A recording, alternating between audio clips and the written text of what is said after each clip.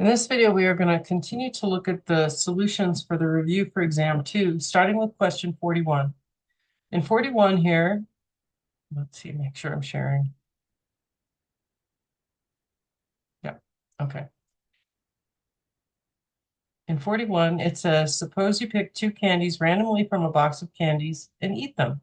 There are 4 chocolates, 4 caramels, and 4 mints. So that means there are 12 candies in the box. What's the probability that both candies will be chocolate? So if you draw one chocolate, which would be there are 4 chocolates, so 4 out of 12. Now that you've drawn that one chocolate, you're not going to put it back. So now there are only, to draw the second chocolate, there are only 3, and there are only 11 candies left. Multiplying this together, we'll get 12 out of 132, which reduces to 111. So that's what we'd want to write on 41. In 42, it says a cooler contains, so this 42 is very similar, very similar. A cooler contains 6 colas, 8 root beers, and 4 ginger ales. If you add 6 plus 8 plus 4, you're going to get 18 total sodas in the cooler. Now, 3 kids grab a drink at random at one time. What's the probability that the first kid grabs a cola, the second kid grabs a ginger ale, and the third kid grabs a cola? So we start with cola, and since there are 6, there are going to be 6 out of the total 18 would be the probability the first kid grabs a cola. For the second kid, they're going to grab a ginger ale. Now there are 4 ginger ales, so there's still 4 ginger ales left, but now there are only 17 colas left in the cooler. For our third kid who's going to grab a cola, it says, our first kid grabbed a cola, so now there are only 5 colas, and now there are only 16 sodas in the box.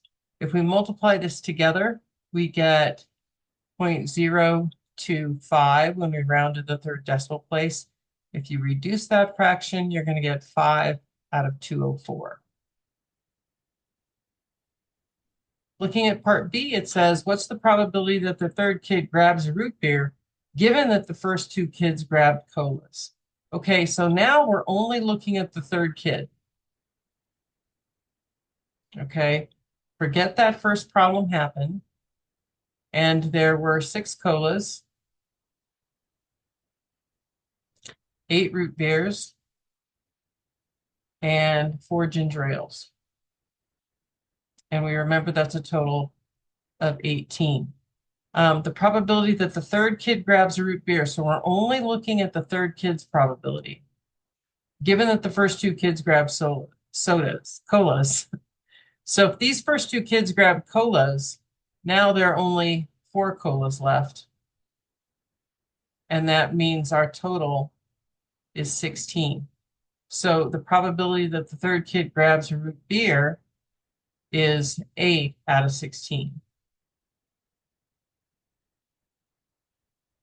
Or 1/2.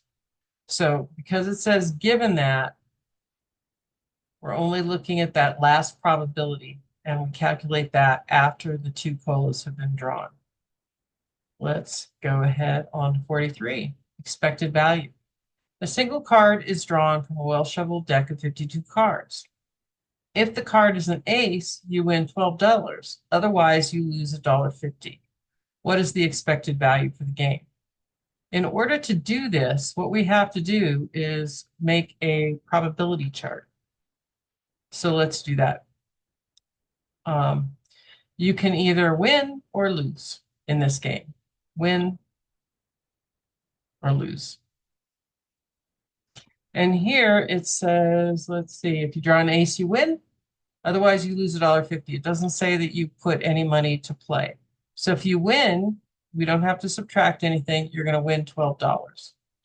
And if you lose, you're going to lose $1.50. So those are our dollar amounts. Now let's look at their probabilities. If the card is an ace, you're just drawing one card. And how many aces are there in a deck? There are 4 out of 52, which we could reduce to 1/13. Now, if you lose, which would be every other card, so 52 minus 4 means there are 48 other cards that could help you lose. Let's reduce these fractions because the math is nicer.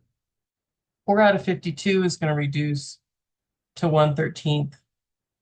And this is going to reduce to 12/13 because it's the complement.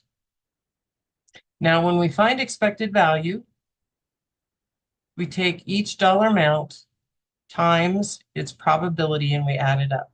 So here, we're going to do 12 times 1/13 and then minus $1.50 times 12/13. 12. So this will give us 12 times 1/13 is 12.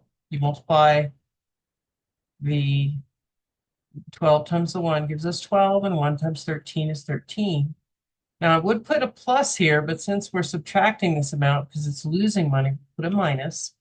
And 12 times 1.5 is 18/13. So if we have 12/13 minus 18/13, you subtract the numerators and get a -6/13. So let's do that. If I do that in Desmos, I get a -0.412, but we're going to round to the nearest cent.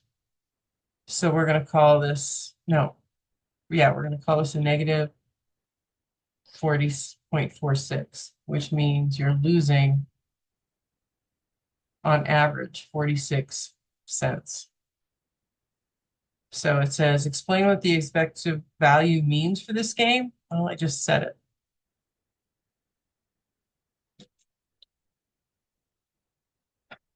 A -0.46 means that on average, you will lose 46 cents per game.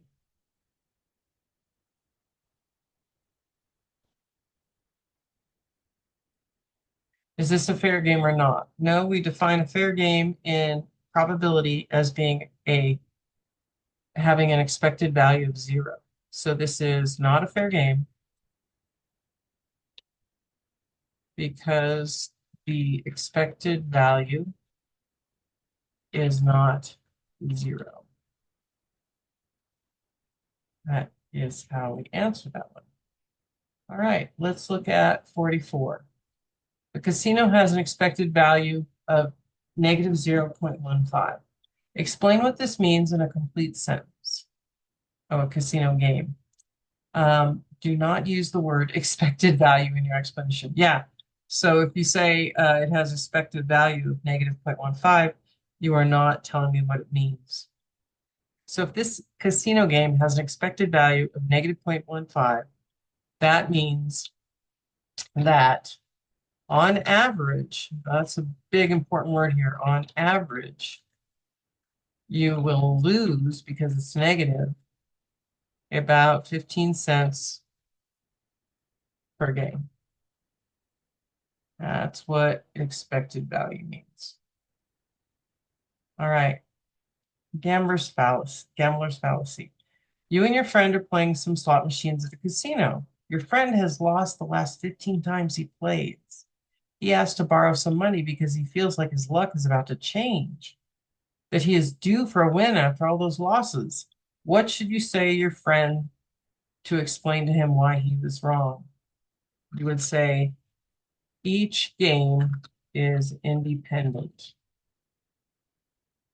meaning that even if you lost the first 15 games, that does not have an effect on or demonstrate that you will win on the next game. I'm sorry, but that is a gambler's fallacy. Okay, now we're going to skip on to the multiplication counting principle. If we look at,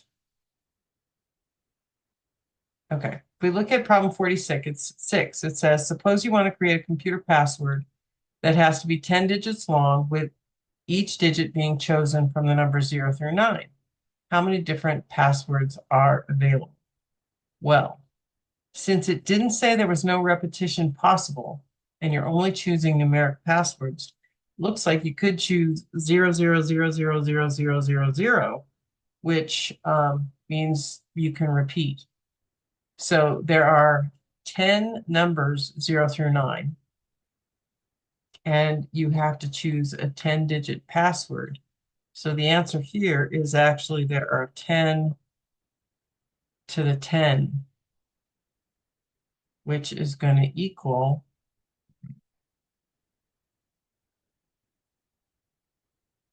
100 million, a 1 with 10 zeros. So let's see what that is. 10, that's 10 zeros, so that's billion, 10 billion different passwords. 47, Jack wants to buy a new set of yard furniture.